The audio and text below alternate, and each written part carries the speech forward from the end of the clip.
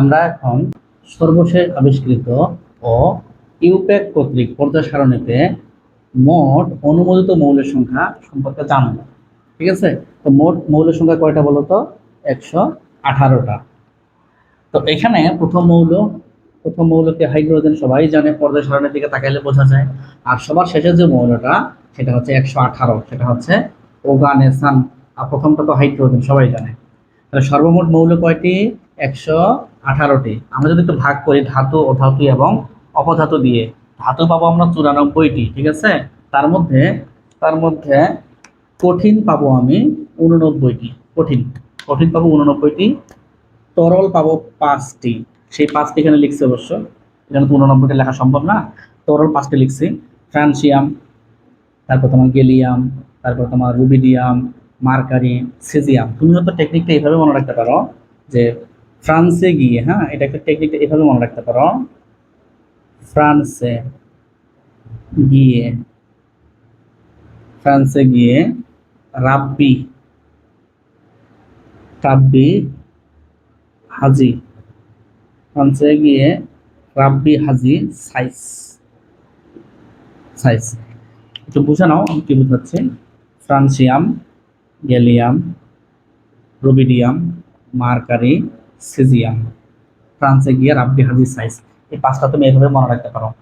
তারপরে আমি বলছি যে গ্যাস হচ্ছে 11টি, কঠিন হচ্ছে 6টি। এই কঠিন 6টি অবশ্য মনে রাখা টেকনিকও দিচ্ছে একটা, সেটা হচ্ছে আইসি এট সিপি শপ, মানে ইংলিশ একটা সেন্টেন্স দিয়ে। তো আই মানে আমরা বলতেই পারি সেটা হচ্ছে আয়োডিন, সি মানে এসি মানে সেলেনিয়াম, এট মানে হচ্ছে স্টার্টিন এটি, সি মানে হচ্ছে কার্বন, আর পি মানে তো ফসফরাস, আর সব মানে হচ্ছে এখানে আমি বুঝাচ্ছি সালফার। এগুলো হচ্ছে কঠিন অধাতু, হ্যাঁ, 6টা। এরপরে তরল কিন্তু একটা, যে তরলটা মোটামুটি সবাই জানে, পৃথিবীতে একটা মাত্র অধাতু আছে যেটা তরল, সেটা হচ্ছে ব্রোমিন। এবং এর কালারটা কিন্তু মোটামুটি সবাই জানো, এর কালারটা হচ্ছে রেড। বিভিন্ন সময় ছাত্র তোমাদের বলছে। এরপরে অপধাতু বা অর্ধধাতু বা মেটালয়েড যে যেটা বলে, এটা কিন্তু 6টা। তো কি 6টা কিভাবে মনে রাখতে হয়? যেমন টেকনিকটা হচ্ছে এরকম: জি স্যার জি স্যার আসেন সাবধানে সাবধানে টুলে বসেন। জি স্যার আসেন সাবধানে টুলে বসেন। এখন আমি জি মানে কি বুঝাচ্ছি? জি মানে বুঝাচ্ছি আমি জার্মেনিয়াম, হ্যাঁ, জি মানে জার্মেনিয়াম বোঝাচ্ছে। স্যার মানে আমার আমি সিলিকন বোঝাচ্ছে।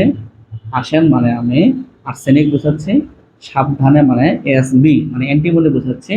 আর টিই মানে টেলোরিয়াম বোঝাচ্ছি। আর বসেন মানে আমি বোরন বোঝাচ্ছি। আশা করি বুঝতে পারছো। তো এইভাবে এই চার্টটা তুমি কি মনে রাখার চেষ্টা করবা। পাশাপাশি এখানে আরো একটা কথা লিখছি আমি, যে এক নজরে পর্যায় সারণীর সংক্ষিপ্ত ইতিহাস। মানে অনেক সময় থিওরি এতগুলো পড়ার সময় থাকে না, অল্প সময় কিভাবে রিভিশন দিব, সেটা হচ্ছে এটা। তো এখানে হেডলাইন কয়েকটা ছিল, যেমন আলোচ্য বিষয়, নিউল্যান্ডের অষ্টক সূত্র, মেন্ডেলিফের পর্যায় সারণী, আধুনিক পর্যায় সারণী, এটা আরো আধুনিক মানে আধুনিকতম পর্যায় সারণী। তো এখানে কয়েকটা কথা লিখছি। 1 নম্বরে লিখছি আবিষ্কারক, যেমন আবিষ্কারক, এই যে আবিষ্কারক, তারপরে ভিত্তি, তারপরে মৌল সংখ্যা, পর্যায়, শ্রেণী। দেখো একটু গবেষণা করে। আবিষ্কারক নিউল্যান্ডের অষ্টক সূত্র কে আবিষ্কার করছে? নিউল্যান্ড করছে। কত সালে? 1864 সালে নিউল্যান্ড আবিষ্কার করছে। ভিত্তি কি? ভিত্তি হচ্ছে পারমাণবিক ভর। মৌল সংখ্যা কত? তৎকালে যেগুলো মৌল ছিল, জানা যতগুলো মৌল ছিল সেই সময়, যতগুলো জানা মৌল ছিল সবগুলোই। পর্যায়, এটা অষ্টক দিয়ে আমরা, মানে অষ্টক দিয়ে চিন্তা ভাবনা করা হয়েছিল সেই সময়। শ্রেণী, সেই সময় আবিষ্কার হয়নি, তো থাকবে কি? এটা গেল নিউল্যান্ডের অষ্টক সূত্র। তারপর আমরা যদি মেন্ডেলিফের পর্যায় সারণীর দিকে আসি, আবিষ্কারককে মেন্ডেলিফ, কত সালে? 1869 সালে। ভিত্তি কি? পারমাণবিক ভর। এটাও পারমাণবিক ভর, এটাও পারমাণবিক ভর, হ্যাঁ। তারপরে এখানে মৌল সংখ্যা কতগুলো ছিল সেই সময়? 63 ছিল। পর্যায় ছিল 12টা, আর শ্রেণী ছিল 8টা। আশা করি তুমি বুঝতে পারছো। ঠিক আছে, তো শ্রেণী বলতে এখানে আমি গ্রুপটাকে বোঝাচ্ছি। এরপরে এখানে আছে আধুনিক পর্যায়ে সারণী। আবিষ্কারককে মোসলে। মোসলে কত সালে? 1913 সালে, হ্যাঁ। তারপরে ভিত্তি, পারমাণবিক সংখ্যা। ভিত্তি হচ্ছে পারমাণবিক সংখ্যা।